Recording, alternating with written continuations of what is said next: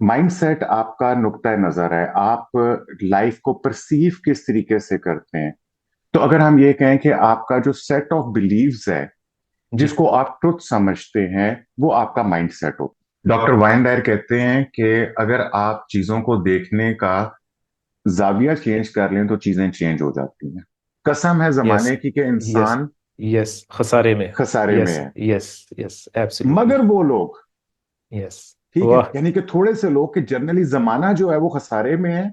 वाह लेकिन वाह वो वाह। लोग जो ईमान लाए, नेक अमल किए, जिन्होंने आपस में हक बात की ताकीद और सब्र की तलकीन की, अमेजिंग।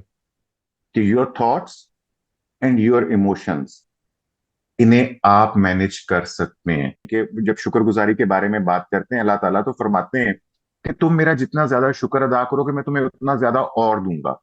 कि जब मुझे कैंसर डायग्नोज हुआ था, तो उससे पहले कैंसर का बिल्डअप टाइम था, जो कि समझें कि 2-3 साल का था। Okay. But I was surviving was a blood cancer. वो कहते हैं कि तेरा तेरा हुस्न और जमाल लै बैठा, रंग गोरा गुलाब लै बैठा, किन्नी पी लई है ते किन्नी रह गई है, सनू एहो हिसाब लै बैठा। ये जो गैप है, यही सारी वो चीज है जो कि मेडिटेशन का एसेंस है, जो कि राइट। आपको डी स्ट्रेस करता है, आपको नौ के अंदर लेकर आता है। जैसे कि नमाज के अंदर आप खुशू खुशू करने की कोशिश करेंगे, तो every damn thing will come in your mind. और फिर हमें इस बात का साइंस, हमें साइकोलॉजी हमें ये बात बताती है कि जो आपकी फीलिंग्स हैं, सैडनेस है, एंगर है, हैप्पीनेस है, जॉय है, ब्लिस और whatever are your feelings, ये आती कहां से हैं। इकबाल का एक शेर है, कुन हम जिन्स बा हम जिन्स परवाज, कबूतर बा कबूतर, बाज बा बाज। तो लॉ ऑफ अट्रैक्शन कहता है कि like attracts like, same frequencies attract same frequencies. अगर आप खुश रहना चाहते हैं जिंदगी के अंदर, तो अपने इमोशंस की और अपने थॉट्स की जिम्मेदारी खुद लें। अस्सलाम वालेकुम नाजरीन, मेरा नाम रिफत नदीम है और आप देख रहे हैं show possibilities and we exist now, यानी मुमकिनात हर लम्हा मौजूद। डिज़ायर्ड रिजल्ट्स हासिल करने के लिए मुमकिनात, क्वालिटी ऑफ लाइफ को बेहतर करने के लिए मुमकिनात और ज़िंदगी को संवारने के लिए मुमकिनात। आज के इस एपिसोड में एक इंतहाई स्पेशल मेहमान शख्सियत हमारे साथ मौजूद हैं, जनाब शुजा चौधरी साहब। स्पेशल कई हवालों से हैं और मैं कोशिश करूँगा कि अहाता कर सकूँ और मुख्तलिफ़ अंदाज में उनसे सवालात कर सकूँ और आपको पता चले कि वो किस किस तरह से एक अजीम काम कर रहे हैं पाकिस्तान में, उर्दू लैंग्वेज में ख़ास तौर पे। स्पिरिचुअलिटी उनके स्पेशल फील्ड्स में से एक है, इसलिए वो मेरे लिए बहुत स्पेशल हैं और मुझे यकीन है कि आप में से बहुत से लोगों के लिए आज से वो स्पेशल होने वाले हैं, अगर आप उनको पहले से नहीं जानते हैं। स्पिरिचुअलिटी, माइंड साइंसेस, खास तौर पे सक्सेस माइंडसेट के हवाले से इनका काम शानदार है, इंस्पायर करते हैं। और इसके अलावा ह्यूमन बिहेवियर और साइकोलॉजी पे इनकी ग्रिप है, इनकी कमांड है, इनका स्पेशल फील्ड है, ये कहा जाना चाहिए। मेरी खुशकिस्मती है कि मेरा इनसे तारुफ हुआ। इस हवाले से मैं इनसे एक सवाल, मुख्तसर सवाल आगे चल के पूछूंगा, जिसे हम सेरेंडिपिटी या कोइंसिडेंस कहते हैं। सबसे पहले अपनी मेहमान शख्सियत का मैं शुक्रिया अदा करना चाहूँगा। शुजा चौधरी साहब, आपका बहुत शुक्रिया। आपकी मोहब्बत है, आपकी शफकत है, आपने वक्त निकाला इस शो के लिए। Thank you so much. Thank you, Ripper. Thank you for hosting me. It's an honor. It's a pleasure to be here with you. मुझे, आप यकीन माने, मुझे बहुत खुशी है कि मेरा आपसे तारुफ हुआ, मैंने आपको डिस्कवर किया। ये मेरी जहालत थी कि मुझे आपका नहीं पता था। लेकिन मैं बहुत खुश हूँ कि मुझे जो है आपकी जो विजडम है, आपकी जो टीचिंग्स हैं, आपका जो काम है, उस हवाले से मैं उस तक पहुँच गया। शुरू में ही मैं आपकी इजाज़त से एक, आई थिंक चाइनीज कल्चर से एक कोट है, एक कहावत है, कहते हैं कि when the student is ready the teacher will appear. तो ये जो मैंने आपको डिस्कवर किया है, ये बिल्कुल वैसे ही है। I think I was ready as a student और द टीचर अपीयर्ड। तो हम सर जी आगाज़ करते हैं। प्रॉपर जो सवालात हैं मेरे पास, बहुत सारे सवालात हैं माइंडसेट के हवाले से, सक्सेस माइंडसेट के हवाले से। और रैंडमली जो जो चीज़ मेरे जहन में आती जा रही है, ये मेरा पहला इंटरव्यू है आपके साथ, तो मैं कोशिश करूंगा कि जो माइंडसेट, सक्सेस माइंडसेट के हवाले से जो चीज़ें हैं, ख़ास तौर पे उनका जो है अहाता करने की कोशिश करूंगा। पहला सवाल सर ये है कि हम बहुत जी। सुनते हैं, खासतौर पे इंग्लिश लैंग्वेज में या वेस्ट में बहुत काम हो रहा है सक्सेस माइंडसेट पे भी। अच्छी बात यह है कि अब उर्दू में भी और पाकिस्तान में भी इस हवाले से बहुत से लोग हैं जो बात करते हैं, तहकीक करते हैं, बोलते हैं। हमें कुछ मुख्तसर प्लीज बताइए कि सक्सेस माइंडसेट जो है ये होता क्या है?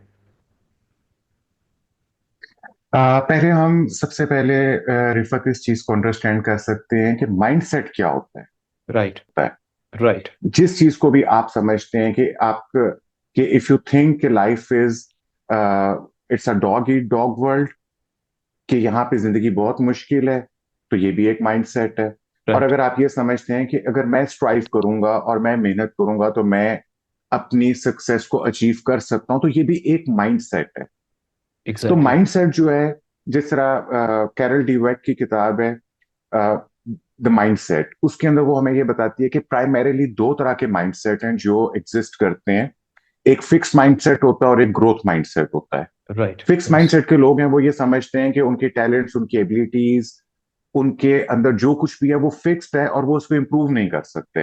राइट। और ग्रोथ माइंडसेट वाले लोग जो हैं वो ये समझते हैं कि अगर वो मेहनत करेंगे तो वो आगे बढ़ सकते हैं, उनके टैलेंट्स जो हैं वो लाइन इन द स्टोन नहीं है, बल्कि वो उनको बेहतर बना सकते हैं। राइट। ये लोग जो हैं ये ऑब्स्टिकल्स को अपॉर्चुनिटीज समझते हैं और वो उससे घबराते नहीं है। राइट। तो success mindset is very close to growth mindset, कि राइट। जिसके अंदर आप इस बात को अंडरस्टैंड कर लेते हैं कि there are actually no obstacles, there are actually no failures. Failures right. Are learnings, obstacles are opportunities. तो राइट। मोटे तौर के ऊपर ये सक्सेस माइंडसेट है। हम इसे फोकस भी कह सकते हैं, रुझान या मिजाज भी कह सकते हैं एक बंदे का? ओ यस, बिल्कुल हम इसको कह सकते हैं, क्योंकि आपका माइंडसेट जो है ये आपकी पूरी लाइफ को कलर करता है। It is right. Just like, क्योंकि मैंने आपसे बताया कि it is actually set of beliefs. और सेट राइट। ऑफ बिलीव्स का मतलब ये होता है कि जिस तरह आप ग्लासेस पहनते हैं तो उसके बाद आपको वैसी ही हर चीज दिखाई देती है। तो आपने यस। जिस तरह का माइंडसेट अडॉप्ट कर लिया है, आपको पूरी लाइफ वैसे ही नजर आएगी। अगर आप रोज पिंक ग्लासेस के अंदर हैं तो आपको हर चीज रोजी नजर आएगी। और अगर आपने माइंडसेट ही ऐसा वियर कर लिया है कि जिससे आपको हर चीज जो है वो मुश्किल दिखाई देती है, आप हर चीज को ऑब्स्टिकल समझते हैं, आप रुकते हैं, आप थकते हैं, आप अपने आप को कसूरवार समझते हैं, और ये सब चीजें मिलाकर तो ये आपका नुक्ता नजर या आपका पर्सपेक्टिव अबाउट लाइफ बनाता है। तो बिल्कुल राइट। हम इसको कह सकते हैं कि this is your focus, this is how you view the life. Right. अच्छा, इसमें सर माइंडसेट के हवाले से दो सवालात हैं जो ख़ास तौर पे इस हवाले से मैं आपसे पूछना चाहता हूँ। एक तो ये कि लोग ये पूछते हैं कि हम जो हमारे इर्द गिर्द की जो दुनिया है, हमारा माइंडसेट चेंज करने से क्या फ़र्क पड़ेगा? जो हालात हैं वो, ये लोग ये कहते हैं, ये अब पता नहीं ये मिसकंसेप्शन है या ये रियलिटी है, सही है, ये आप हमें बताइएगा। आप ही हमें बता सकते हैं कि वो कहते हैं कि माइंडसेट चेंज करने से क्या होगा? जो इर्द गिर्द जो हालात हैं वो तो वैसे के वैसे ही हैं। माइंडसेट आपका नुक्ता नजर है, आप लाइफ को परसीव किस तरीके से करते हैं। तो अगर हम ये कहें कि आपका जो सेट ऑफ बिलीव्स है, जी। जिसको आप ट्रुथ समझते हैं, वो आपका माइंडसेट हो। डॉक्टर वाइनडायर कहते हैं कि अगर आप चीजों को देखने का जाविया चेंज कर लें तो चीजें चेंज हो जाती हैं। वाह, अमेजिंग। यानी कि शेक्सपियर ने कहा था, देर इज नथिंग गुड और bad, it is yes. Only our thinking that make it so. Right. Yes. ठीक है। तो पहली चीज तो ये है कि जो है सो है, रियलिटी जो है, द इजनेस जो है वो तो हम्म। है। यस। लेकिन आप उसको परसीव कैसे करते हैं, आप उसको मीनिंग कैसे देते हैं, इससे बहुत बड़ा फर्क पड़ता है। तो हालात जो भी होंगे, अगर आप उन हालात को समझेंगे कि जिस तरह मैंने बात की कि अगर आप ऑब्स्टिकल्स को समझेंगे कि ये आपके लिए ब्लॉकेड है, आप आगे नहीं हम्म। बढ़ सकते, तो आप वाकई आगे नहीं बढ़ सकते। जबकि वही हालात होंगे और सिर्फ आपका माइंडसेट चेंज हो जाएगा, तो आप उसको ग्रोथ अपॉर्चुनिटी समझना शुरू कर देंगे। राइट। एक तो ये वो चीज हो गई। राइट। और दूसरी राइट। चीज ये कि मेरा चूंकि आपने तारुफ में मेरे बताया कि मेरा स्पिरिचुअलिटी के साथ एक खास लगाव है, और स्पिरिचुअलिटी को मैं अंडरस्टैंड करता हूँ साइंटिफिक वे में। Right. As I am myself is an engineer, तो राइट। मेरे लिए चीजों को वैसे ही लॉजिकली अंडरस्टैंड करना that comes natural to me. Right. इसी सिलसिले में मैंने एक मेरी बहुत सारी स्टडी जो है वो लॉ ऑफ अट्रैक्शन के ऊपर भी है, कि how we attract whatever we attract in life. Right. तो हमें इस चीज की भी समझ आती है कि एक तो माइंडसेट हो गया कि जिससे जी। आपने चीजों को ऑब्जॉर्व करना है, कंट्रोल करना है, उसको परसीव करना है। राइट। दूसरा ये कि जब आप एक पॉजिटिव माइंडसेट के अंदर चले जाते हैं तो एक्चुअली ये जो यूनिवर्स है, ये कायनात जो है, this is all, everything is very interlinked. तो हमारा असर है सरकमस्टांसिस के ऊपर भी, लोगों के ऊपर भी, हालात के ऊपर भी। ये बहरहाल एक डिफरेंट बॉल गेम है, डिफरेंट बहस आ जाती है। लेकिन आपने जिक्र किया कि हमारे हालात में है और हमारे माइंडसेट चेंज करने से क्या फर्क पड़ता है, तो दो फर्क पड़ते हैं। पहला फर्क तो ये पड़ता है कि आपको वही चीजें जो हैं वो डिफरेंट दिखाई देना शुरू हो जाती हैं। राइट। और दूसरा फर्क ये पड़ता है कि आप इन चीजों के ऊपर असरअंदाज भी होते हैं। राइट। जिसे आपको हम। कैसे हालात मिलेंगे, हम्म।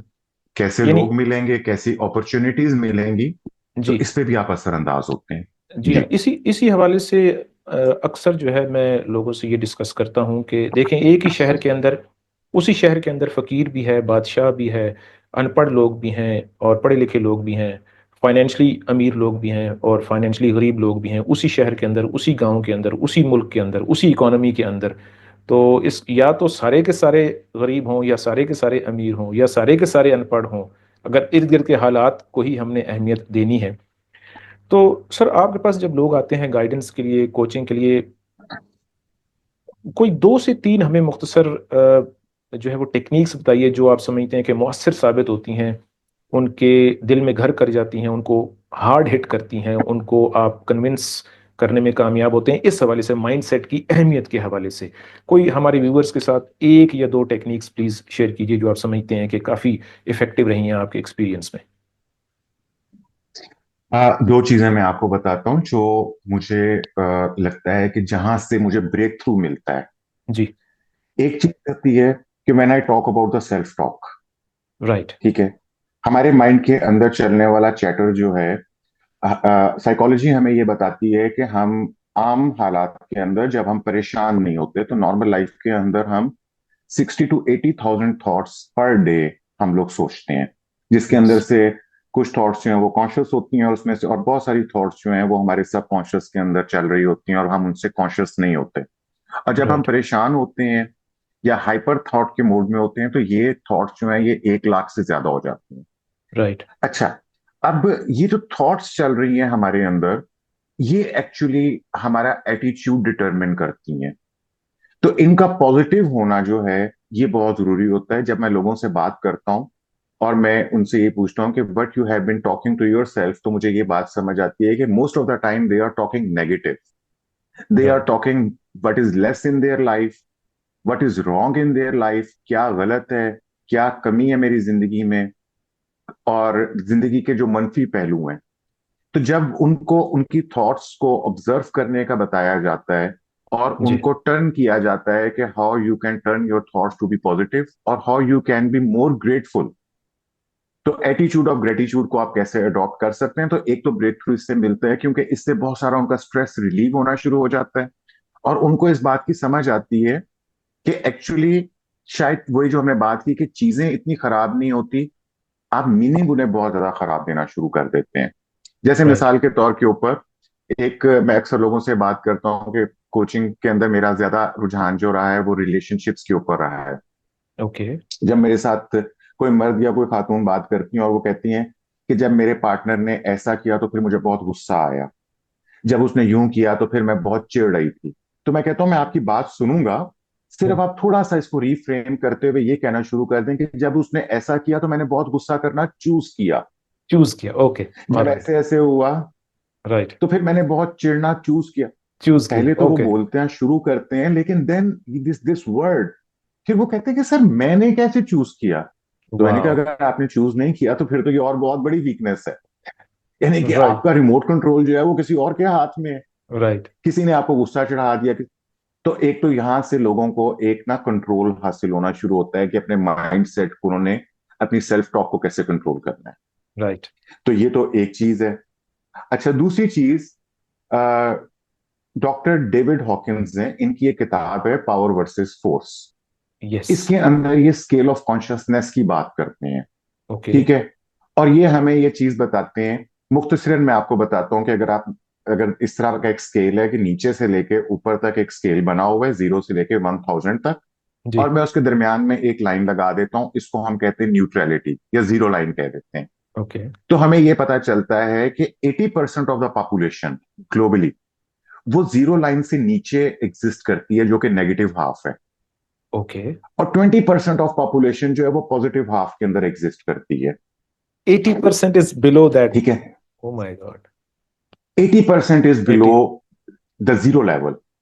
ओके। ठीक है, और बल्कि मैं इसको कई दफा रिलेट करता हूँ कि जो हमारी रिलीजियस तालीमात हैं, अगर आप सूरह असद के अंदर देखें तो कहता है कसम है यस। जमाने की कि यस। इंसान यस, खसारे में। खसारे में यस। है। यस। Yes, absolutely. मगर वो लोग, यस। ठीक है, वाह। यानी कि थोड़े से लोग, कि जनरली जमाना जो है वो खसारे में है, वाह लेकिन वाह वो वाह। लोग जो ईमान लाए, नेक अमल किए, जिन्होंने आपस में हक बात की ताकीद और सब्र की तलकीन की। अमेजिंग। ठीक है, अमेजिंग। यस। अच्छा, अब ये जो स्केल ऑफ कॉन्शियसनेस है, ये प्राइमरीली स्केल ऑफ इमोशंस भी है। ओके। ठीक है, और ये हमें ये बताता है कि जो इमोशन आप ज्यादा फील करेंगे, जिसको आप कह सकते हैं कि आपकी सिग्नेचर फीलिंग है, मिसाल के ओके। तौर के ऊपर आप पूरे दिन के अंदर अपर हाफ में लव में भी जाते हैं, जी। आप जॉय में भी जाते हैं, लेकिन थोड़ी देर जाते हैं, और जी। फिर आप नीचे एंगर में चले जाते हैं, हेट में चले जाते हैं, हम्म। रिग्रेट में चले जाते हैं, विक्टिमाइजेशन में जाते हैं।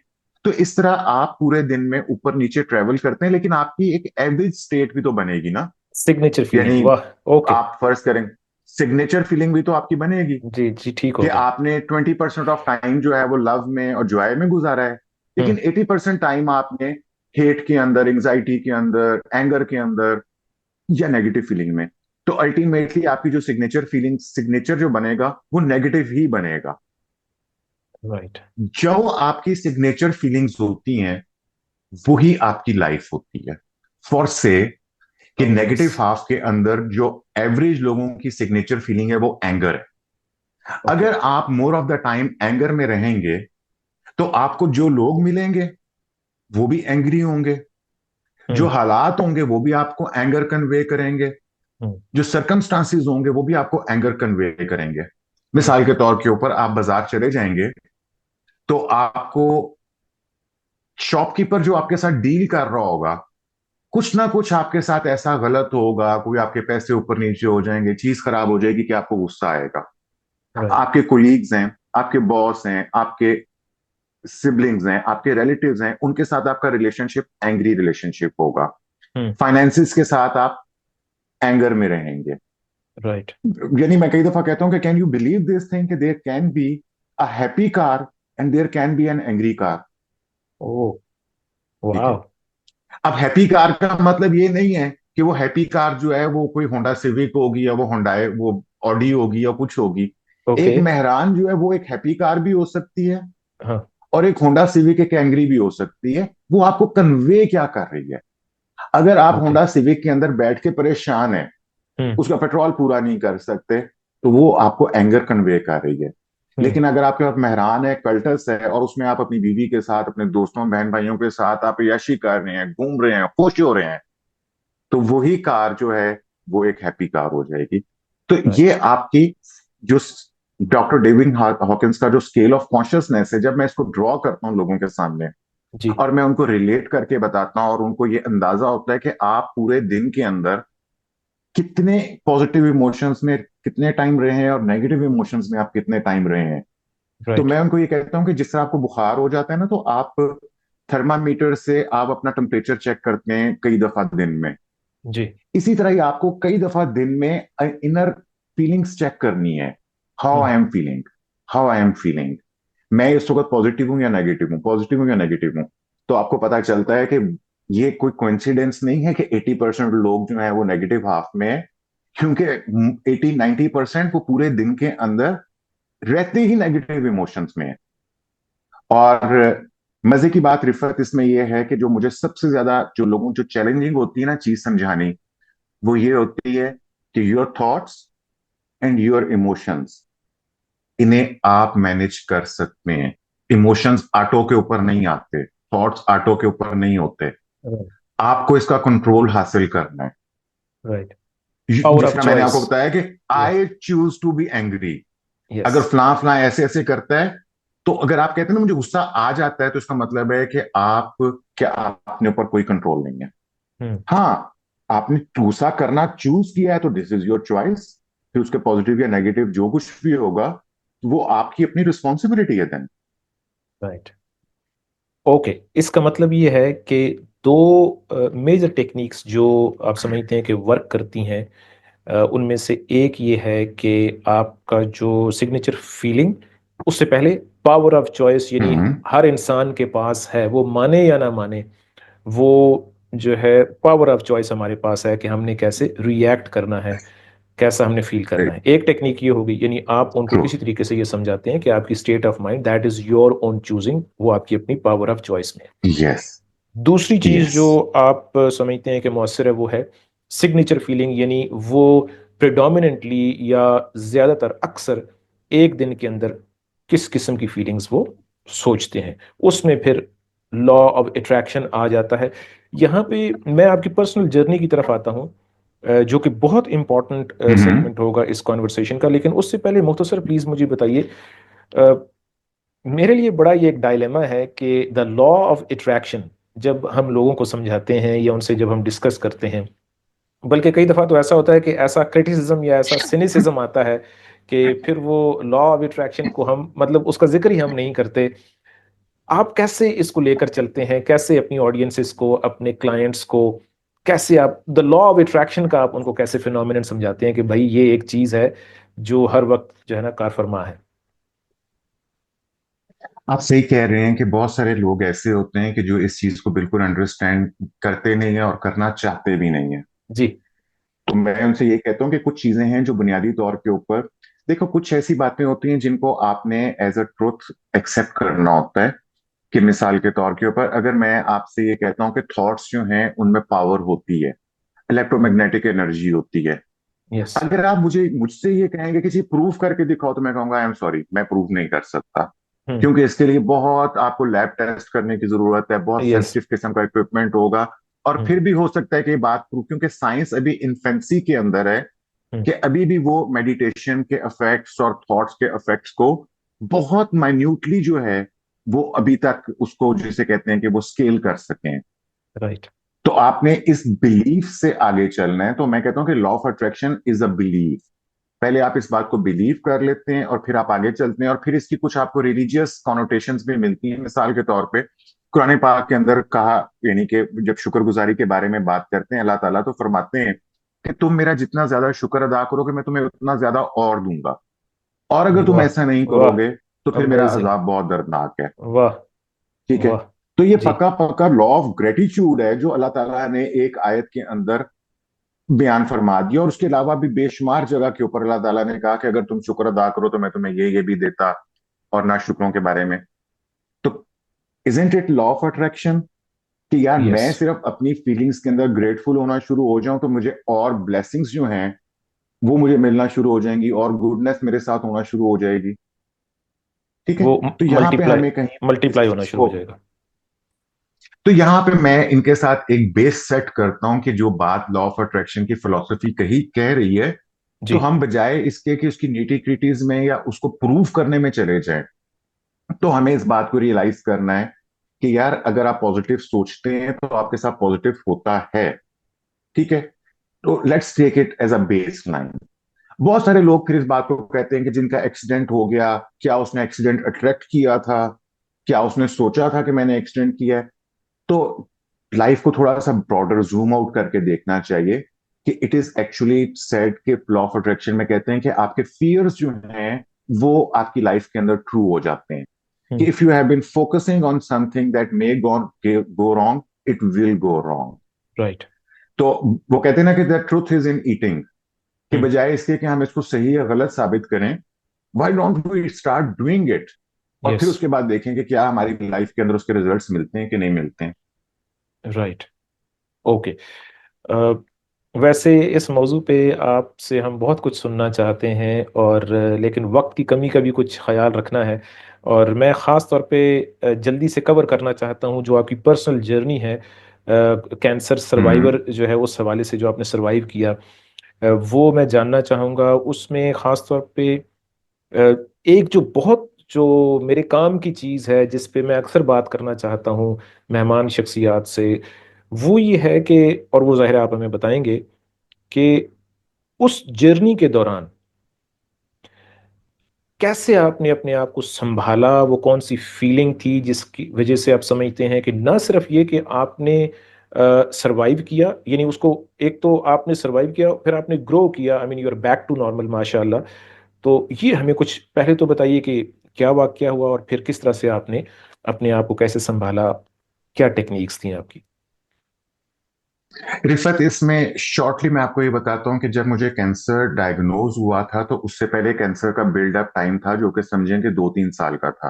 Okay. But I was surviving was a blood cancer. Hmm. और चूंकि वो मालूम नहीं था तो उसके बहुत सारे प्रॉब्लम्स जो थे स्किन के ऊपर, लिवर में, या चूंकि वेर एवर ब्लड इज, तो कोई ना हम्म। कोई प्रॉब्लम जो थे चल रहे थे और उनको मैं अलग अलग डील कर रहा था। अच्छा, यही वो टाइम था जब मैंने साइकोलॉजी के अंदर, माइंड साइंसेज में और स्पिरिचुअलिटी के अंदर भी मेरा इंटरेस्ट डेवलप होना शुरू हो गया हुआ था। ओके। और फिर मैं अपनी स्टडीज के अंदर एक ऐसे पॉइंट के ऊपर पहुंच चुका था कि इधर मेरा कैंसर डायग्नोज हो रहा था और मेरी स्टडीज ये कह रही थी कि क्रॉनिक डिजीज जो है, first it happens at your soul level and वाह। Then it is manifested body level. वाह। तो मेरे लिए एक्चुअली ये सोचना और इसको डाइजेस्ट करना वो इतना आसान नहीं था कि एक्सक्यूज मतलब मी ये कि एक्चुअली मेरी सोल जो है। Sir, I am so sorry, ये जो अभी आपने ये जो बात कही है, ये आपकी, यानी जो आपने डिस्कवर किया कि दैट डिजीज और problem it first happens at the level of your soul, ये आपकी कौन सी स्टडीज थी? आई प्रिज्यूम कि ये साइकोलॉजी नहीं थी, या क्या साइकोलॉजी में आपको ये बात पता चली, या स्पिरिचुअलिटी में? फिर इससे आगे चलते हैं। स्पिरिचुअलिटी के अंदर, राइट। ओके। स्पिरिचुअलिटी में, ओके। ओके। ओके। स्पिरिचुअलिटी के अंदर आपको ये चीज की के बारे में बताया जाता है कि ऑल टाइप ऑफ डिजीज जो है, अगर आप उसको बॉइल करें, what ever is the disease, तो अल्टीमेटली उसका जो रूट कॉज निकलता है वो स्ट्रेस निकलता है। ओके। ठीक है। तो वो कहते हैं कि डिजीज को अगर आप हाइफनेट कर लें, उसमें एक डैश लगा लें, तो फिर ही आपको ज्यादा समझ आएगा। A soul at this disease. Is a okay. Body at disease. Wow. Oh my ठीक है। गॉड। तो ओह मैंने जब माय अपने गॉड। अपने आप को जब मैंने अहाता किया, तो मुझे इस बात की समझ आई कि मेरी सोल वाकई बहुत डिसीज के ऊपर थी। हम्म। मैं अपने आप को, उस वक्त मेरा एक जुमला होता था कि एक्चुअली कि मैं जी बहुत सेंसिटिव हूं। राइट। ठीक है। सारे जहां का दर्द हमारे जिगर में है, और चीजों के बारे में और बहुत सेंसिटिव होना और पोइट्री करना और अलहदा बैठना, कुछ हाँ। रिलेशनशिप ब्रेकअप से, कुछ उनके बारे में सोचना, और एक अजीब जिसे कहते हैं ना कि गहरा सा दुखी इंसान, और वो उस मैं दुख था। पे और उस दुख पे फख्र करना, ये एक बहुत एक है, उस एक दुख ट्रेंड है। और उस दुख के ऊपर फख्र करना। फख्र ओ करना जो यस। है ना। ठीक है। वो देवदास टाइप सी फीलिंग आती थी। जी जी जी कॉफी जी। पीनी, चाय पीनी, यस। ठीक है, स्केचिंग करनी। हम्म। लेकिन अल्टीमेटली वो नेगेटिव सोचना और वो स्ट्रेस में रहना और बहुत ज्यादा रहना, हम्म। तो उसका यही नतीजा निकल रहा था कि फिर मैं वो जो स्ट्रेस के अंदर था, तो मेरी पूरी बॉडी स्ट्रेस के अंदर थी और वो जवाब देना शुरू हो गई। और हम्म। फिर अल्टीमेटली ये हुआ कि जब ये डायग्नोज हुआ तो ये इस स्टेज के ऊपर पहुंच चुका हुआ था कि डॉक्टर्स ने हैंड्स अप कर दिया। And I was given a time line कि ओह। वो जो एक, वो जिसे कहते हैं ना ड्रामाई क्वेश्चन जो होता है कि जिसके अंदर, डॉक्टर साहब मेरे पास कितना टाइम है। तो अच्छा। ये बड़े डायलॉग्स हुए और उन्होंने मुझे बताया कि जनाब आपके पास इतना टाइम है। ठीक है। अच्छा। और उस वक्त उन्होंने कहा कि 7 से 11 महीने आपके पास हैं। अच्छा, अब मैं, why I think that I am the lucky one, not because कि मैंने सरवाइव किया, hmm. I am the lucky one कि मैंने इसके अंदर से यानी कि अल्लाह ने मुझे चूज किया to go through this pain, और उसमें हम्म। उसने मुझे पॉजिटिव रखा। क्योंकि रिफत, जब आप लाइफ एंड डेथ के सिनेरियो में चले जाते हैं ना, वैसे तो हर कोई कहता है कि जी हमें मरने का, हर किसी को भी नहीं पता कब मर जाना है। हम्म। लेकिन जब आप रेजर एज के ऊपर होते हैं ना और आपको पता लग जाता है कि यार it may happen at any time, तो फिर राइट। आपको लाइफ की रियलिटीज जो हैं वो ज्यादा खुल के समझ आती हैं। तो मेरे लिए ये था कि बजाय इसके कि मैं डिसहार्ट होता, I started becoming more cheerful. और वो जो अच्छा। मेरे ऊपर एक्स्ट्रा बर्डन था ना, मैंने हम्म। उसको उतारना शुरू कर दिया। I started right. Being loving to everyone. I मैंने अपने रिलेशनशिप्स बेहतर करने शुरू कर दिए। लोगों के साथ चीयरफुल होने लग गया। और दूसरी तरफ this spirituality that was telling me, और मेरी जो स्टडीज थी वो मुझे ये बता रही थी कि थॉट्स को आप खुद मैनेज कर सकते हैं, इमोशंस को खुद मैनेज करना है, आपने डी स्ट्रेस होना है।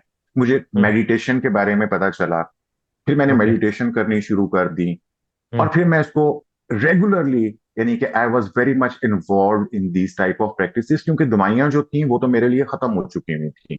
ओके। तो फिर जब मैंने इन प्रैक्टिसेस के अंदर सूर्य रहमान के ऊपर मेडिटेशन करना, ब्रेथ वर्क के ऊपर मेडिटेशन करना, डीप फोकस करना, रिलेशनशिप को बेहतर रखना, तो मेरे लिए मिरेकल ये हुआ कि मैं उस वक्त ये कहता था कि जिस तरह आप एक हेलीकॉप्टर के अंदर बैठे होते हैं ना, आपके पास जी। बहुत सारी गेजेस लगी हुई होती हैं सामने।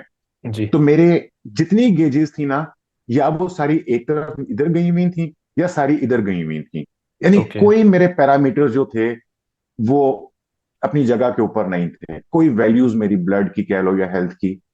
लेकिन जब फिर मैंने ये प्रैक्टिसेस करनी शुरू की तो वो जो गेजेस थी उनके अंदर हल्की हल्की सी मूवमेंट स्टार्ट हो गई, उनकी राइट। निडल्स मूव करने लग गई। वाह। और फिर मुझे एक्चुअली वाह। समझ आ गई कि okay, this is my way. वाह। और फिर मैं अमेजिंग। ये कहता हूँ कि नाइस। मेरी लाइफ के अंदर एक्चुअली ट्रांसफॉर्मेशन हुई, कि बिफोर इसके मेरी लाइफ और थी, I was a different personality, और इसके बाद I was a different personality. Right. तो ये तकरीबन आपको, आपने मेडिटेशन का जिक्र किया और भी कुछ टेक्निक्स का, आपने ब्रेथ वर्क का आपने जिक्र किया। जब आपने ये टेक्निक्स प्रैक्टिकली अप्लाई करना शुरू की, तो आप क्या समझते हैं कि टोटल आपको कितना टाइम लगा वो जो डेंजर जोन था उससे बाहर आने में, इस बीमारी के हवाले से? आ, अगर मैं इसको टोटल टाइम कहूं तो वो तो शायद 2-3 साल का टाइम लगा होगा, कि जब मेरे ऊपर मुझे लगा कि अब थ्रेट खत्म हो गया है। ओके। क्योंकि क्योंकि वैल्यूज जो थी वो यकदम तो ठीक नहीं हुई थी। ठीक। लेकिन जिस तरह डॉक्टर्स ने जवाब दे दिया था, मैंने आपको ये बताया, तो जी। उस वक्त जिस तरह से मैं डिटेरियोरेट कर रहा था, पहले तो हम्म। उसमें स्टेबिलिटी आना शुरू हो गई। यस। फिर वो मुझे अपना ब्लड ट्रांसफ्यूजन्स करवाने पड़ते थे, उसके दरमियान में गैप बढ़ना शुरू हो गया। पहले ओके। मुझे तकरीबन एवरी 10 डेज जो है वो ब्लड वर्क करवाना पड़ रहा था। ओके। ठीक है। वो 7-8 दिनों के बाद जो है फिर जरूरत पेश आ जाती थी कि ब्लड निकलवाओ, नया डलवाओ। तो हम्म। उस वक्त मैं ये कहता था कि वो एक शेर था, वो कहता है कि उसका पहला मिसरा जो है वो तो रिलेटेड नहीं है, लेकिन दूसरा है। वो कहता है कि हम्म। तेरा तेरा हुस्न और जमाल लै बैठा, रंग गोरा गुलाब लै बैठा, किन्नी पी ਲਈ है ते किन्नी रह गई है, सानू एहो हिसाब लै बैठा। तो सानू उस वेले ਇਹ ਹਿਸਾਬ ਸੀ ਕਿ ਕਿੰਨੀਆਂ ਬੋਤਲਾਂ ਲੱਗ ਗਈਆਂ ਨੇ ਤੇ ਕਿੰਨੀਆਂ ਰਹਿ ठीक। ਗਈਆਂ ਨੇ। ठीक। सानू ਇਹੋ ਹਿਸਾਬ ਲੈ बैठा। ठीक हो गया। तो ओके। वो भी एक फेज था जिंदगी का। हम्म। लेकिन फिर ये है कि वो 10 डेज से वो 15 डेज में आ गया, फिर वो 1 मंथ के ऊपर चला गया, फिर 2 मंथ्स पे, 3 मंथ्स पे। तो फिर ये होते होते तकरीबन 2-3 साल लगे, जिसके अंदर फिर मैं वापस अपनी सिचुएशन के अंदर, जिसके अंदर मुझे लगा कि now I am in safe zone. Okay. हमें कुछ मेडिटेशन के बारे में बताइए कि आप मेडिटेशन कैसे करते हैं, और अगर फर्ज करें आज से कोई बंदा मेडिटेशन आपको सुनने के बाद शुरू करना चाहता है, may be that person is completely healthy physically speaking, may be that person is physically not healthy, तो मेडिटेशन एक बिगिनर के लिए, और खासतौर और साथ में कुछ ब्रेथ वर्क का भी हमें कुछ बताइए कि वो किस तरह से उसका आगाज करना चाहिए, फिर उसको एडवांस्ड स्टेजेस पे कैसे लेके जाया जा सकता है। देखें, जब हम मेडिटेशन करना कहते हैं ना, तो ऐसे लगता है जैसे मुझे कुछ पता नहीं कहाँ जाना है और क्या करना है। ओके। जबकि ट्रू फॉर्म के अंदर मेडिटेशन जो है वो absolutely doing nothing is a meditation. Right. ठीक है। कि when you are absolutely doing nothing nothing. Okay. and you want to be now and here। Now right. And here का मतलब क्या है? कि आपका जो माइंड है, it should not be in the past, it should not be in the future, it should be very much here and now. ठीक है। तो राइट। कहते हैं कि जो हमारा माइंड जो है ना, it is trying to, always trying to be something. you are trying to be more productive, you are trying to be more smart, being more intelligent, being healthy। Be के साथ आप कुछ ना कुछ लगाते हैं कि I am yes. Trying to be something. Yes. Be के साथ जो कुछ है उसको खत्म करते हैं। Okay. Just be. Just be. Okay. Just be. Okay. Just be. ठीक राइट। है। तो इसके लिए जो बिगनर्स हैं, अगर मैं उनसे बात करता हूं, तो सबसे आसान काम है, और इसकी जितनी ये आसानी और सिंप्लिसिटी है ना, इसी जी। से इनको लोगों को लगता है कि इससे क्या फायदा होगा, लेकिन it's a wonderful thing meditation करना। बल्कि हर रिलीजन के अंदर सॉर्ट ऑफ मेडिटेशन जो है वो उसके करिकुलम का हिस्सा बना दी गई है। कि जिस तरह राइट। हमारे एज अ मुस्लिम हमारे रिलीजन के अंदर नमाज जो है, जी। It's a sort of meditation. ठीक है ना? तो मेडिटेशन की इतनी अहमियत है कि हर रिलीजन का हिस्सा है। बहरहाल अगर हम इसको स्पिरिचुअलिटी, चूंकि नॉन रिलीजियस है, तो let's not confuse it with religion. Sit somewhere, खामोशी के साथ बैठ जाएं, and okay. Start focusing on your breathing. नाक राइट। से सांस अंदर जा रहा है, it is going inside, it is going in your belly, staying there for a while, and it is coming out. आपने अपनी पूरी अवेयरनेस जो है वो आपने अपने नाव के ऊपर अपने ब्रीदिंग पे रखनी है। इससे क्या होता है? इससे जो आपका माइंड का चैटर है, जो मैंने आपसे कहा था कि हम 70-80 हजार थॉट सोचते हैं, तो उसके दरमियान में गैप डेवलप होना शुरू हो जाता है। ओके। ये जो गैप है, यही सारी वो चीज है जो कि मेडिटेशन का एसेंस है, जो कि राइट। आपको डी स्ट्रेस करता है, आपको नाव के अंदर लेकर आता है। क्योंकि आपका जो स्ट्रेस है ना, वो देखा जाए तो वो, आपने कोई वजन तो उठाया नहीं हुआ, वो स्ट्रेस जी। कहां से आता है? वो आपकी ओ थॉट्स माय की गॉड। वजह से आता है, ओ अनमैनेज गॉड। थॉट्स की वजह से। ओह प्लीज प्लीज, ठीक है। यहाँ पे रहिए please, I am so sorry.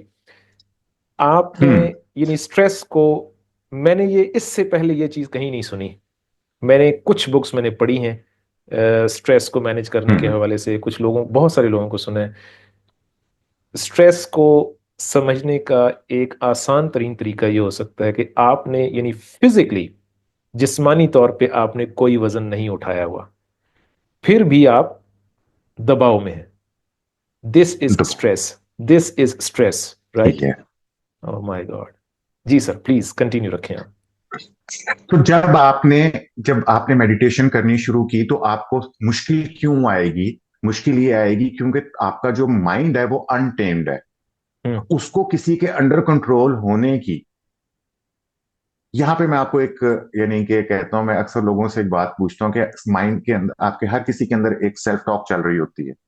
तो मैं yes. Sometime I ask them, is it you who is thinking, और is it your mind that is thinking? People get confused कि राइट। क्या मतलब, मैं और मेरा माइंड एक ही तो बात है? हम्म। मैं कहता हूँ, no, they are two different thing. जब आप कहते हैं मेरा माइंड, हम्म। ठीक है, तो इसका मतलब है कि you are something and you have a mind. You are not your mind. जब आप कहते हैं कि ये मेरा मोबाइल है, जी। तो इसका मतलब है you are someone and you have a mobile. Right. This is yes. My hand, this is my mobile, this is my mind. तो इसका मतलब है कि there is you, the true you, and there is your mind. ठीक right. है। अब आपका mind जो है ना, वो ओवर द इयर्स जब आपने इसको कंट्रोल नहीं किया, तो ये आपको कंट्रोल करना शुरू कर देता है। And it has its own way of thinking. ठीक है। उसको, उस थिंकिंग, ऑटो थिंकिंग पैटर्न्स जो हैं, उससे आपने इसको रोकना है। अगर आप इसको रोकने में कामयाब हो गए, इसको कंट्रोल कर सके, तो इसका मतलब है आप अपनी थॉट्स भी मैनेज कर लेंगे, आप अपने इमोशंस को भी मैनेज कर लेंगे। अब आप इसको राइट। कैसे काबू करेंगे? मेडिटेशन इज दैट एंटीडोट, कि जिसके अंदर आप अपनी थॉट्स को काबू करना सीखते हैं। लेकिन माइंड इतनी आसानी से आपके काबू में नहीं आता। जब आप मेडिटेशन करना शुरू करते हैं, मैंने आपसे कहा कि आप एक सांस लें, आप दूसरा सांस लें, मेरा ख्याल है तीसरे सांस तक आप भूल चुके होंगे कि मैं सांस ले रहा था। राइट। आपके जहन में आएगा तुमने ये काम करना था, तुमने ये करना था। जैसे कि नमाज के अंदर आप खुशू करने की कोशिश करेंगे, तो every damn thing will come in your mind. हाँ, ऐसे ही। आपने ये, ठीक है ना? तो आपने मेडिटेशन के अंदर प्राइमरीली कोशिश क्या करनी होती है कि आपका माइंड जो है वो खामोश हो जाए, या खामोशी से करीब करीन हो जाए, और आपका पूरा ध्यान जो है वो अपनी ब्रीदिंग के ऊपर रहे। अब आपने इस फेज को कंटिन्यू करने की कोशिश करनी है। 2 minute, right. 4 minute, 5 minute, 10 minute बहुत हो जाता है।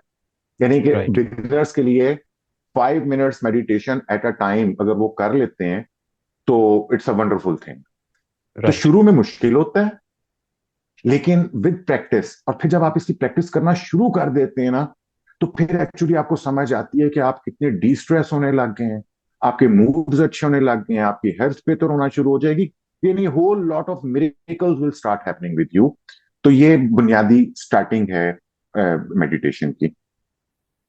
शुजा चौधरी साहब, हम बात कर रहे थे मेडिटेशन के हवाले से, और ब्रेथ वर्क जो है उसके हवाले से भी आपने हमें बताया, और ख़ास तौर पे आपने फोकस के हवाले से कि हमने फोकस कैसे करना है या रिलैक्स्ड कैसे रहना है। ये जो मेडिटेशन के दौरान जो अभी आपने हमें बताई हैं टेक्निक्स रिलैक्स्ड होने की और फोकस करने की, ये थोड़ा सा क्लियर कीजिए कि क्या ये कोई कॉन्ट्राडिक्टरी चीज है या it goes hand in hand, कि हमने फोकस्ड भी रहना है किसी चीज पे, फोकस्ड रहना भी है या नहीं। अव्वल तो ये प्लीज क्लियर कीजिए, और दूसरा ये है कि रिलैक्स्ड रहने के हवाले से फिजिकली रिलैक्स्ड रहना या मेंटली रिलैक्स्ड रहना, इस पे हमें कुछ बताइए कि ये दो चीजें कैसे हम कर सकते हैं, जरूरी भी हैं या नहीं। अच्छा देखें, जहां तक हमने मेडिटेशन की बात की उसके अंदर मैंने आपको बताया कि आप अपनी ब्रीदिंग के ऊपर फोकस करते हैं। जी। यहाँ पे मैं आपको और थोड़ा सा बेहतर बता देता हूँ कि मेडिटेशन की प्राइमरीली दो फॉर्म्स होती हैं। एक को आप बोलते हैं कि centred attention, centred focused meditation, okay. और दूसरे को आप बोलते हैं ओपन फोकस मेडिटेशन। ओके। ठीक है। मकसद दोनों का एक होता है लेकिन तरीका बिल्कुल फर्क है इससे में। ऑलराइट। दोनों के तरीके ये हैं कि आपने माइंड के चैटर को कंट्रोल करना है, और आपने नाउ एंड हेयर के अंदर अपने आप को अवेलेबल करना है ताकि आप अपने माइंड को डी स्ट्रेस कर सकें, और उससे आपकी बॉडी भी डी स्ट्रेस होगी, और आप डी स्ट्रेस होंगे तो आपकी हेल्थ बेहतर हो जाएगी, एंड एवरी गुडनेस हैपन्स जब आप डी स्ट्रेस हो जाते हैं। सेंटर्ड अटेंशन फोकस मेडिटेशन जो है वो ये है कि आप किसी एक चीज के ऊपर फोकस करते हैं। जैसे कि आपने कोई तस्वीरों में देखा होगा कि लोग शमा जलाकर, मोमबत्ती जलाकर, तो उसके शोले के ऊपर गौर करने की कोशिश कर रहे होते हैं, कमरा अंधेरा करके। तो वो भी सिर्फ एक चीज पे फोकस कर रहे होते हैं। और सबसे आसान तरीका जो मैंने आपको बताया, जो आप कहीं पे कहीं भी कर सकते हैं, वो है अपनी ब्रीदिंग के ऊपर आपने फोकस करना है। ये तो राइट। हो गया सेंटर्ड फोकस मेडिटेशन का तरीका। ओके। और जो ओपन फोकस्ड होता है, जिसको आप माइंडफुलनेस कहते हैं, वो ये होता है कि आपने अपनी फाइव सेंसेस जो हैं उन्हें एनहांस करने की कोशिश करनी है। मिसाल के तौर पे आपने कोशिश करना है कि आप कितनी आवाजें सुन सकते हैं, आप अपनी बॉडी के ऊपर क्या फील कर रहे हैं, टेम्परेचर क्या फील कर रहे हैं, हवा का प्रेशर कहाँ कैसा फील कर रहे हैं। आप कहीं पे बैठे हुए हैं तो जिस जगह पे आप बैठे हुए हैं वो आपकी स्किन को कैसे फील हो रहा है, पाँव कैसे फील हो रहे हैं, आप कितना टेस्ट कर सकते हैं, आप क्या कुछ देख सकते हैं। तो मतलब ये है कि आप अपने माहौल के साथ अपनी पूरी की पूरी फाइव सेंसेस को एनहांस करने की कोशिश करते हैं। इसको माइंडफुलनेस कहते हैं। ओके। दोनों चीजों के अंदर, दोनों तरीके की मेडिटेशन के अंदर आपका जो माइंड है, जो उसकी थॉट स्ट्रीम है, जो ऑटोमेटिक थॉट्स हैं, उसके अंदर ब्रेक आ जाता है। राइट। तो ये दोनों तरीकों से आप मेडिटेशन करते हैं। ठीक है। अब आ गया राइट। बॉडी को रिलैक्स करना। वो एक अगला स्टेप है कि आप अपनी बॉडी को कैसे रिलैक्स करते हैं। एक तो वही है कि आप उसको डी स्ट्रेस कैसे कर लेते हैं, लाइक के आप अपने लूज कपड़े पहनते हैं, बैठे हैं आराम से। फिर इसके आगे प्रोग्रेसिव मसल रिलैक्सेशन की टेक्निक्स हैं कि जिसमें आप पाँव से शुरू करके अपने सर तक जो है वो फेज बाय फेज आप ऊपर जाते हैं, और आप एक एक एरिया को रिलैक्स करते जाते हैं, तो आपके सारे मसल्स जो हैं वो रिलैक्स हो जाते हैं। तो this is how you relax your body. और ये भी बड़ी इफेक्टिव टेक्निक है। तो प्राइमरीली मेडिटेशन जो है वो तो मैंने आपको बता दिया कि अपनी आपने थॉट्स की स्ट्रीम जो है उसको ब्रेक करना है। और फिर अगर आपने, यानी कि जब आप डी स्ट्रेस हो जाते हैं तो सिर्फ आपका माइंड डी स्ट्रेस नहीं होता, अल्टीमेटली आपकी पूरी बॉडी डी स्ट्रेस होती है और आपकी लाइफ जो है वो डी स्ट्रेस हो जाती है। ओके। ऑलराइट। इसमें टाइम का कुछ हमें बताइए कि दिन के वक्त, सुबह के वक्त, शाम के वक्त या रात सोने से पहले कौन सा वक्त आप ज्यादा मुनासिब समझते हैं, या आपके लिए कौन सा वक्त जो है वो वर्क करता है ज्यादा। देखें, जो आपके यानी कि जो मेडिटेशन के या माइंड साइंसेस के उस्ताद हैं, उन्होंने हमें ये चीज बता दी हुई है कि सबसे बेहतर टाइम वो होते हैं कि जब मेंटल नॉइज जो है वो कम से कम होती है। ओके। क्योंकि आप एक चीज देखें कि जब आप बिगनर हैं और हम्म। आप एक मार्केट में बैठ के मेडिटेशन करने की कोशिश करेंगे तो there is so much of distraction. Yes. ठीक है ना। तो आप पहले कोशिश करेंगे कि आप कोई पीसफुल घर का कोना हो जहां पे डिस्ट्रैक्शन कम से कम हो। तो ओके। नेचुरली जो हमारे पास दो टाइम जो है ना, जब हम्म। आप सुबह उठते हैं तो उस वक्त मेंटल नॉइज सबसे कम होता है नेचुरली। अभी तक ओके। आपका माइंड जो है वो एक्टिव नहीं हुआ होता to for the days work. और राइट। इस तरह रात को सोने से पहले वो टाइम ऐसा होता है कि जिसके अंदर मेंटल नॉइज जो है वो कम होना शुरू हो जाती है। तो ये दो टाइम जो है ये प्रेफर्ड टाइम है जिसके अंदर आप मेडिटेशन कर सकते हैं। कि सुबह उठकर आप माइंड फ्रेश होता है, आपकी मेडिटेशन अच्छी हो सकती है। रात को सोने से पहले आपका माइंड स्लीप फेज में जा रहा होता है तो आप मेडिटेशन अच्छी होती है। और इसी तरह दोपहर का या असर का टाइम जो होता है जिसके अंदर आप दिन का एक हिस्सा गुजार चुके होते हैं और अगला हिस्सा गुजारना होता है, तो दरमियान में तो जिसके अंदर हम कैलूला करना कहते हैं, तो वो टाइम भी ऐसा होता है जिसके अंदर आप मेडिटेशन अच्छे कर सकते हैं। और उसके अलावा तो कहीं पे भी जहां पे भी आपको सुकून मिल जाता है, जब आप इसकी प्रैक्टिस करना शुरू कर देते हैं ना, तो और आपको ये बेसिकली थॉट्स को मैनेज करना आ जाता है, फिर तो आप यानी कि कहीं पे ट्रैफिक जैम के अंदर फंसे हुए हैं जी। तो तब भी आप मेडिटेशन कर सकते हैं। If you are in a queue, आप किसी जगह के ऊपर गए हैं और वहां पे आप वेटिंग के अंदर बैठे हैं और आपके पास 5 मिनट है, तो you can just go inside you, disconnect yourself from your outer environment, outer world, and go to your inner world. ये जो वाओ। इनर वर्ल्ड और आउटर वर्ल्ड का कॉन्सेप्ट है ना, ये भी आपको एक्चुअली एक डिफ्रेंशिएट करता है कि जिससे आपको पता चलता है कि आउटर वर्ल्ड ये है जिसके अंदर आप कनेक्टेड होते हैं 5 सेंसेस के साथ, राइट। और इनर वर्ल्ड जो है इसके अंदर 5 सेंसेस का कोई रोल नहीं है। राइट। इनर वर्ल्ड जो आपकी थॉट्स की, बिलीव्स की, इमोशन की वर्ल्ड है। तो ये, तो आप किसी भी टाइम के ऊपर जब आप अच्छी प्रैक्टिस करने के मोड में आ जाते हैं, तो wherever you are and at whatever time you can do that. Okay. तो फिर क्या मैं ये ठीक समझा हूँ आपकी बात से कि जो मेडिटेशन है या अपने आप को मेंटली और इमोशनली अपने आप को गाइड करना या अपने आप को कंट्रोल करना, ये हर इंसान के बस में है या कुछ खास सुपर ह्यूमन बीइंग्स हैं या चोजन वंस हैं जो सिर्फ वही ये काम कर सकते हैं? एवरी ह्यूमन बीइंग, हर किसी को अल्लाह ताला ने एक चॉइस दी है, एक राइट। विल दी है। ठीक है, हम उस चॉइस का इस्तेमाल नहीं करते। राइट। इसी तरह ना एकार्ट टोले एक ऑथर हैं और स्पीकर भी हैं। ही जी। Talks mostly about spirituality. वो एक बड़ी प्यारी बात समझाने की कोशिश करते हैं कि थॉट का एक बैंड है। ओके। ठीक है, जिसके अंदर फर्ज करें कि लोअर थॉट्स भी हैं, हायर थॉट्स भी हैं, लेकिन थॉट का एक बैंड है। Okay. Now there is a concept of going below the thought. Going below the thought का मतलब क्या है कि आप ड्रग ले लेते हैं, आप ट्रैंकुलाइजर ले लेते हैं, शराब पी लेते हैं, चरस पी लेते हैं, कोई ऐसा काम करते हैं जिससे आपकी थॉट्स जो है नम हो जाती हैं। ठीक ओके। है, ऐसी मेडिसिन भी अवेलेबल हैं। तो you go below the thought. Okay. ठीक है, उससे भी आपको थॉट लेवल से नीचे जाते हैं तो सर्टन टाइप ऑफ सुकून सा फील होता है, क्योंकि ये चैटर जो है, मैंने आपको बताया, सारा स्ट्रेस जो है वो यहां से आता है, आपके माइंड से, हाइपर एक्टिविटी ऑफ थॉट से आता है। तो लोग क्या करते हैं, वो ये तरीका अपनाने की कोशिश करते हैं, ड्रग्स का, अल्कोहल का, लिकर, सिडेटिव्स और वट एवर। और लोअर लेवल के ऊपर एडिक्शंस क्या हैं? पोर्नोग्राफी, शॉपिंग, ईटिंग, गॉसिप, ये वाओ। सारी वो चीजें भी हैं, मूवी वॉचिंग, ये सारी चीजें भी हैं जिससे आपका माइंड जो है वक्ती तौर के ऊपर रुक जाता है या स्लो हो जाता है। कि आप शॉपिंग के ऊपर गए हैं, नई नई चीजें मिल रही हैं, तो आप अपनी प्रॉब्लम्स को भूल जाते हैं। जिस इस वजह से तो हमारी खवातीन जो हैं वो अक्सर ओवर शॉपिंग का शिकार हो जाती हैं। लोग राइट। ओवर ईटिंग के अंदर चले जाते हैं, मूवी में चले यस। जाते हैं, क्योंकि उनको वहां पे सुकून मिलता एस्केपिज्म जो है वो। है। खामन से लड़ाई हुई, एस्केप मिल जाता है। खामन से जी। लड़ाई हुई तो माइंड ने कहा कि लास्ट टाइम लड़ाई हुई थी तुम्हें सुकून किस में मिला था? नया सूट खरीद कर। हम्म। तो वो 2 दिन 3 दिन के लिए वो नया सूट आपको मजा देता है। हम्म। तो एकार्ट टोले ये कहता है कि this is actually in human level, animal level है, जब when you go below the thoughts. कि कायनात ने, यूनिवर्स ने, अल्लाह ताला ने ईओन्स लगाकर आपकी एवोल्यूशन की थी, एनिमल से आपको इंसान बनाया था। ठीक है, और फिर आप वो हरकतें करते हैं एडिक्टिव किस्म की, और आप फिर आप एनिमल लेवल के ऊपर चले जाते हैं। Now right. There is a concept going below the thought hmm. और going above the thought. Okay.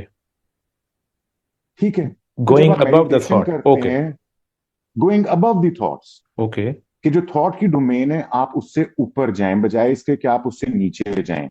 Okay. तो उससे भी आपको सुकून मिलता है when you go above the thought level. तो मेडिटेशन आपको हेल्प करती है to go above the thought level. तो जैसे जैसे आपका माइंड जो है उसके अंदर चैटर कम हो जाता है, और आपको अपनी थॉट्स को मैनेज करना आ जाता है, then actually you start knowing this thing कि कौन सी एसेंशियल थॉट्स हैं और कौन सी अनएसेंशियल नॉन एसेंशियल थॉट्स, क्या सोचना चाहिए क्या नहीं सोचना चाहिए।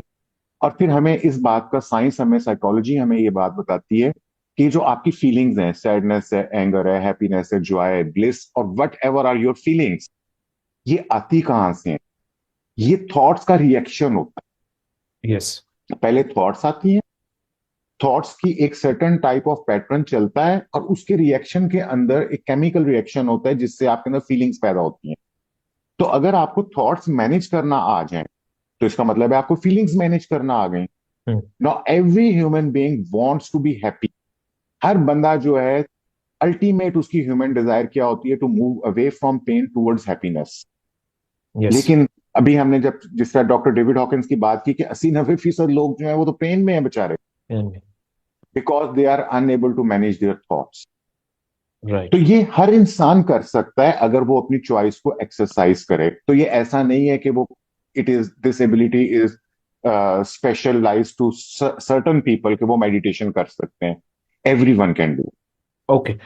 अच्छा, एक सवाल जो आपके क्लाइंट्स के हवाले से, जिन लोगों से आप बात करते हैं, जिनकी आप काउंसलिंग करते हैं, जिनकी आप रहनुमाई करते हैं, उस हवाले से एक सवाल जो है वो ये है कि खासतौर पे पाकिस्तान के जो ये जो मुआशरा है, आपके एक्सपीरियंसेस कैसे रहे हैं अब तक? जो आपका लोगों के साथ इंटरेक्शन हुआ है, जब लोग आपको सुनते हैं, तो किस किस्म का रिएक्शन, जनरली स्पीकिंग, मोस्टली किस किस्म का रिएक्शन आपको मिलता है? क्या लोग बहुत जल्द यकीन कर लेते हैं, मान लेते हैं, या बहुत सारा रेजिस्ट करते हैं, या डिसबिलीफ होता है, या संजीदा नहीं लेते, या बहुत सारा संजीदा लेते हैं?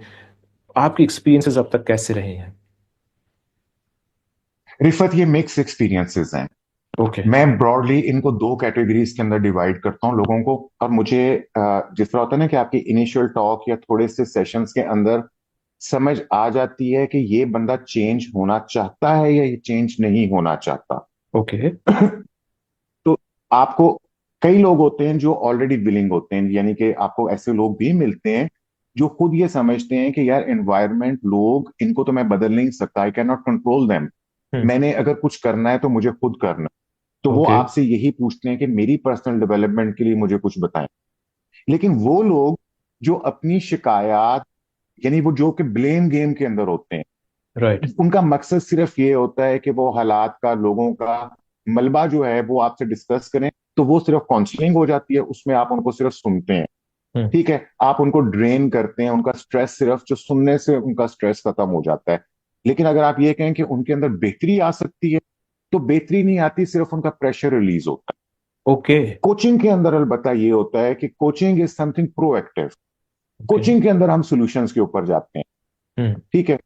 तो ये दो तरह के लोग होते हैं कि फिर जिनका जिनका मुझे सिर्फ समझ आ जाती है कि यार इनको सिर्फ काउंसलिंग चाहिए, ये कुछ ठीक नहीं करना चाहते, ये ग्रोथ माइंडसेट के नहीं है, हम्म। ये सिर्फ इस वक्त अपना प्रेशर रिलीज करना चाहते हैं, वो मेरे साथ कर लेंगे। हम्म। मैं अगर उनको एक लिसनिंग ईयर मिलूंगा तो वो मेरे साथ कर लेंगे, नहीं तो वो किसी और को ढूंढेंगे ओके। कि जो उनकी बातों को कह सके। तो ये दो तरह के लोग आपको मिलते हैं जनरली। राइट। राइट। ओके, इस चलें, कम से कम ये है कि वो लोग मौजूद हैं कि जो सुनना चाहते हैं, संजीदा हैं, अपने आप को चेंज करना चाहते हैं, वाकई कमिटेड हैं, हमें यूँ कहना चाहिए। तो उन पे यकीनन नहीं, काम देयर की। आर पीपल, और बिल्कुल ऐसा है। और रिफत, और मेरे क्लाइंट्स में I have seen wonderful changes. Hmm. यानी कि मैंने लोगों के रिलेशनशिप डिवोर्स के ऊपर, यानी कि डिवोर्स पेपर तैयार हुए और समवन रेफर्ड देम कि आप शुजा चौधरी साहब से बात कर लें, या हो सकता है। और यार उसके बाद फिर वो 5-5 साल, 8-8 साल, they are living happy life. कि जहां उनको लगता था कि उनकी लाइफ का कोई सोल्यूशन ही नहीं है, लेकिन राइट। क्या हुआ कि आपने क्या चेंज किया? आपने उसकी थॉट्स के पैटर्न्स को चेंज किया, हम्म। आपने उसके बिलीव्स को चेंज किया, आपने उनको नई राह दिखाई, और तो दे आर विलिंग। तो इस तरह की बहुत सारी एग्जांपल्स हैं कि जो अपने आप को तब्दील करते हैं और फिर they start living a happy life. Uh, यहाँ पे हम थोड़ा सा, मैं कुछ आपसे पूछ लेता हूँ। रिलेशनशिप्स का आपने जिक्र किया, तो जब कोई relationship on the verge of बिल्कुल डिस्ट्रक्शन, या वो ब्रेकअप होने के बिल्कुल दाहिने पे खड़े होते हैं, तो कोई एक हमें टेक्निक बताइए कि आप किस किस तरह से उनको हैंडल करते हैं, किस तरह से उनको जो है वो रिकंस्ट्रक्शन की तरफ उनको आप लेकर जाते हैं? रिफत, सबसे पहली चीज तो जो है आपको सेल्फ रिस्पॉन्सिबिलिटी जो है, ये बात सिखानी पड़ती है कि अगर आपको बुरा लग रहा है, जो हमने जिस तरह जो अभी शुरू में भी डिस्कशन सारी की थी, तो it is your choice. Your choice, ठीक राइट। है, आप अपने हिस्से का काम करना शुरू करें। हम्म। ठीक है, ओके। आप एक्सपेक्टेशंस जो हैं वो ना लगाएं, बल्कि वो कहते हैं ना कि अगर तुम चाहते हो कि तुम्हें कोई अच्छा दोस्त मिले, तो पहले हम्म। खुद अच्छा दोस्त बनो। तो पहले आपको खुद एक अच्छा पार्टनर बनना पड़ता है। पहले आपको खुद शिकायत से दूर होना पड़ता है, और आपको अ, उनको दूसरे अपने शख्स को, दूसरे पार्टनर को सीखना पड़ता है। Once again, Gary the Chapman law की एक ऑफ किताब है अट्रैक्शन, अगर मैं सही फाइव। समझाऊं। Law of attraction is again part of it. लेकिन दूसरी तरफ ये होता है कि लॉ ऑफ अट्रैक्शन से पहले, law of attraction law of attraction तो हर वक्त काम कर रहा है। यानी कि जी। What I believe is this thing better, कि अगर आप यकीन करें या ना करें, जी। Law of attraction is still working. Yes. यानी ऑल मैं द इनको टाइम। लोगों को बताता हूँ कि अगर आपने कोई चीज हाथ में पकड़ी हुई है, और अगर आप उसको छोड़ देंगे तो क्या होगा? वो चीज नीचे गिर जाएगी। ना how many people actually know or believe this thing कि there is some gravitational pull yes. That is 9.8 meter per second square. Whether you believe it or you don't believe it, चीजें फिर भी नीचे गिरेंगी। हम्म। अगर आपको लॉ ऑफ ग्रेविटी पे नहीं भी यकीन ना, फिर भी चीजें नीचे गिरेंगी। हाँ हाँ, दैट इज इसी द तरह law. Law of yes. Attraction पे अगर आपको नहीं भी यकीन, लॉ ऑफ अट्रैक्शन पे अगर आपको नहीं भी यकीन, तो still you are attracting goodness और नेगेटिविटी और positivity in your life. Right. दूसरा मैं हवाला देना चाह रहा था, डॉक्टर गैरी चैपमैन, ये एक ऑथर है, इन्होंने एक किताब लिखी थी, five languages of love. Five languages ठीक ऑफ है, लव, उसके ओके। अंदर वो चीज, हाँ, वो उसमें ये बताते हैं कि हर इंसान की लव लैंग्वेजेस होती हैं, और प्राइमरीली 5 लव लैंग्वेजेस हैं, जो कि कॉमनली, जो उसने अपने तजर्बे से और रिसर्च से और ये रिलेशनशिप कोचिंग के अंदर उन्होंने 20 साल के बाद उन्होंने निकाली, कि 5 लव लैंग्वेजेस होती हैं जो हर इंसान के अंदर होती हैं, ग्रीडिंग्स के साथ। ओके। लेकिन हर इंसान की लव लैंग्वेज जो है वो फर्क होती है। यानी कि मिसाल के तौर पे, कि आपकी लव लैंग्वेज जो है, हो सकता है वो नंबर 1 वाली हो, डोमिनेंट। मेरी लव लैंग्वेज जो है, हो सकता है नंबर 4 वाली हो। ओके। इसकी मैं सिंपल मिसाल इस तरह देता हूँ कि रिफत, आपको नमकीन खाना पसंद है, मुझे मीठा खाना पसंद है। ठीक है, आप मेरे घर आते हैं और मैं आपको, चूंकि मुझे मीठा पसंद है, तो मैं आपको कहता हूं कि ये बेल्जियम की चॉकलेट है, ये सोन हलवा है, ये जलेबी भी है। Now how much you feel love, क्योंकि यस। आपको तो मीठा पसंद ही नहीं है, यस। वो तो मुझे पसंद है। यस। अब जो मुझे पसंद है, मैं जबरदस्ती आपके मुंह में डालता जाऊंगा, you will not feel love. लेकिन अगर मैं आपसे कहता हूँ कि यार, ये चॉकलेट चॉकलेट सारी चीजें मेरे पास पड़ी हुई हैं, लेकिन यार ये थोड़ा सा निम्को मैंने तुम्हारे लिए बचा के रखा हुआ है, क्योंकि मुझे पता है कि you love namkeen, yes. You will really feel loved and cared. Yes. ठीक है, तो we need to learn the love language of each other. हमें राइट। इस बात का, अगर मैं लव लैंग्वेजेस आपको बताऊं कि ये क्या क्या है, if I can remember them all. एक है फिजिकल टच, ओके।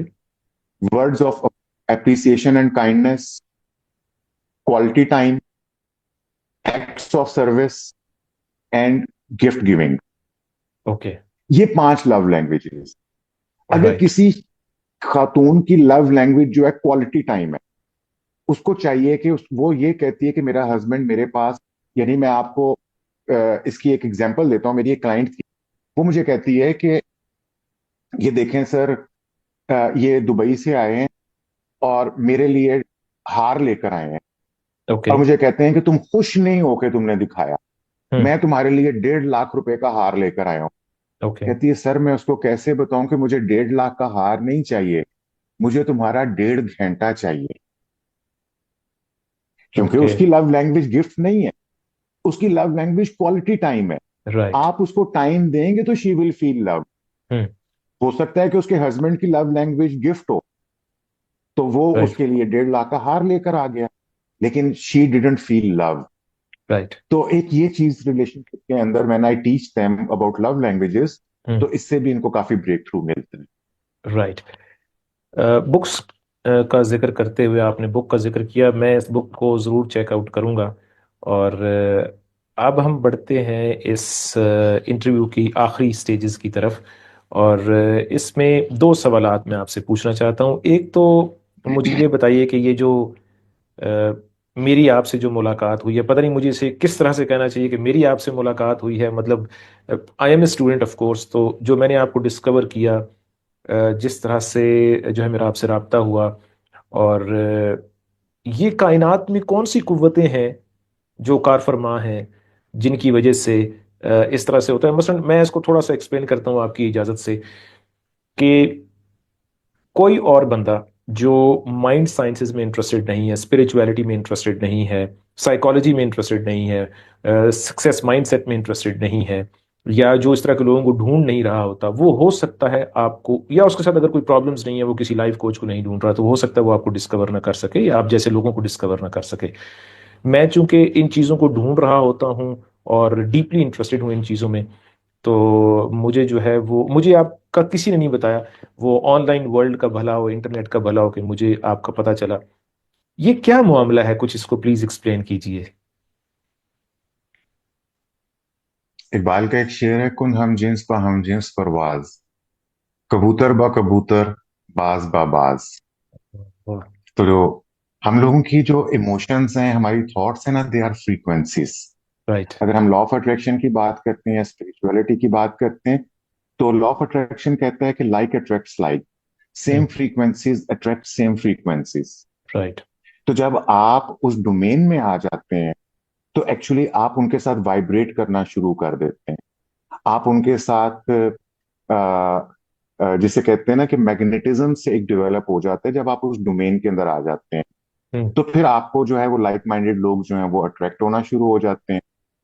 और ये तो बिल्कुल इसी तरीके से है जिस तरह इंटरनेट के अंदर या यूट्यूब का एल्गोरिदम भी है। आप जिस किस्म की मूवीज ज्यादा या क्लिप्स देखेंगे, आपको वो यस। वही सजेस्ट करना शुरू कर देता है। यस, तो वो उसका, सेम रूल जो है वो वो उसका अपना लॉ ऑफ ओवरऑल अट्रैक्शन है जो कि काम कर रहा है। वो एल्गोरिदम जो है, आई विश कि वो उसका उसको लॉ लॉ ऑफ अट्रैक्शन का नाम दे दे, तो बहुत सारे लोगों के लिए आसानी हो जाएगी। आसानी हो जाएगी। जी। तो same same it is like that कि जब हम ये जो हमारी फ्रीक्वेंसीज हैं, थॉट्स की फ्रीक्वेंसीज हैं, यस। तो ये भी फ्रीक्वेंसीज हैं। तो इन राइट। फ्रीक्वेंसीज से हम एक दूसरे को अट्रैक्ट करते हैं। लाइफ के राइट। अंदर व्हाट आई बिलीव इज कि कोई चीज भी कोइंसिडेंस नहीं होता। राइट। ठीक है। हर चीज जो है वो यूनिवर्स के अंदर, universe is a system. Oh my gosh. ठीक है। There is यानी no कि coincidence. हर There चीज are no जो accidents in this perfect universe. There is Right? No coincidence. वाह वाह यस, वाह एग्जैक्टली। वाह। ओके। मुझे इस इंटरव्यू के स्टार्ट में ये लग रहा था कि वक्त कम पड़ जाएगा। मुझे इस इंटरव्यू से पहले ये फील हो रहा था कि आपसे जो है वो बातें करने का जो है वो दिल करेगा और वक्त कम पड़ जाएगा, और वही हुआ। दिल नहीं करता कि इस इंटरव्यू को ख़त्म किया जाए, लेकिन कुछ वक्त की जो है कैद, उसका भी ख्याल रखना पड़ता है। ज़मानो मकान की जो थोड़ी बहुत जो कैद है इस फिज़िकल वर्ल्ड में, उसका भी ख्याल रखना पड़ता है। इसलिए हम जो है इस इंटरव्यू के एंड पे पहुंचते हैं, और आखिरी जो सवाल मैं आपसे, मैं बड़ी देर से इस सवाल को जो है ना अपने जहन में लिए बैठा हूँ इस इंटरव्यू के दौरान। अपनी all time top three favourite books हमें बताइए, खासतौर पे स्पिरिचुअलिटी से रिलेटेड। कोई डॉक्यूमेंट्री जिसने आपको इंस्पायर किया हो, कोई फिल्म, कोई मूवी जिसने आपको इंस्पायर किया हो, ये तीन चीज़ें प्लीज़ हमसे शेयर कीजिए। मैं उनको लाजमी चेकआउट करूँगा इमीडिएटली, अगर मुझे उनका पहले से पता ना हुआ। आ, जो मेरी सबसे टॉप फेवरेट बुक है, मैंने एक ऑथर का जिक्र किया था, इकार्ट टोले का। यस। इनकी बुक है the power of now. Yes. This is यानी कि इट्स अ वंडरफुल बुक। इसको मैं, मेरा ख्याल है कि 2-3 दफा तो पढ़ चुका हूँ। और राइट। इसको जब भी पढ़ता हूँ, जहां से खोलो, it's again give you something extra ordinary. Right. It's about spirituality and it's about यही सारी जो हमने बात की ना, नाउ एंड हेयर की। जी। तो इसके ऊपर बात करते हैं। फिर इन्हीं की दूसरी किताब है the new earth. The new earth. तो राइट। हाँ, ये भी एक बहुत अच्छी किताब है। पावर ऑफ सबकॉन्शियस माइंड है। फिर नेपोलियन हिल की किताब जो है, think and grow rich. Think and grow rich. Right. इसने हाँ, इसने उसने भी मुझे बहुत हेल्प किया। बुक्स और राइट, भी बहुत सारी आ जाएंगी, बल्कि यहाँ बुक्स पड़ी हुई हैं, तो I am just looking at that कि मैं किस कौन सी बुक का नाम लूं। राइट। तो बुक्स हैं। फिर एक डॉक्यूमेंट्री जो है, रोंडा बर्न की किताब है, और उसी के ऊपर उसने डॉक्यूमेंट्री बनाई है, the secret. The secret, okay. हाँ, the secret law of attraction के ऊपर है। और ग्राफिकली और विजुअली उसने इस चीज को बहुत अच्छे से एक्सप्लेन किया है कि secret is a worth watching documentary to let you know कि how your thoughts and how your emotions attract whatever that comes in your life. Right. फिर एक डॉक्यूमेंट्री है डॉक्टर वाइन डायर की, the shift, hmm. वो देखनी चाहिए। Yes. फिर एक मूवी थी, what the believe do we know, down the rabbit hole, this right. Is again worth watching.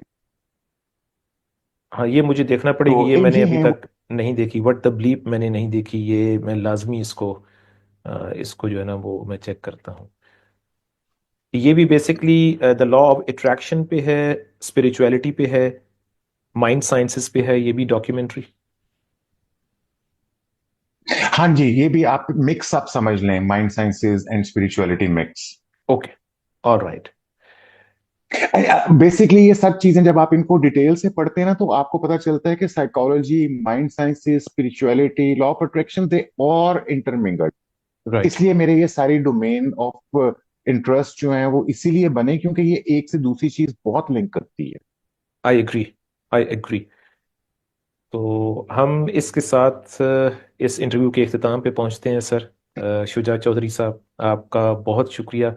आपने वक्त निकाला, और आप यकीन माने मुझे बहुत लुत्फ़ आया आपसे बात करके, आपकी बातें सुन के।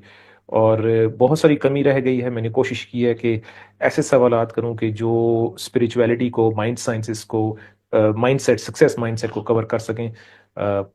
लेकिन इतने थोड़े वक्त में मुमकिन नहीं है। आपसे दोबारा जो है वो इजाज़त के साथ आपसे दोबारा नशिस्त होगी बहुत जल्द। तो उसे हम पार्ट 2 कह लेते हैं इस इंटरव्यू का। और जो है कोशिश करेंगे कि उसमें कुछ चीज़ें जो रह गई हैं उनको कवर किया जा सके। आपका बहुत शुक्रिया।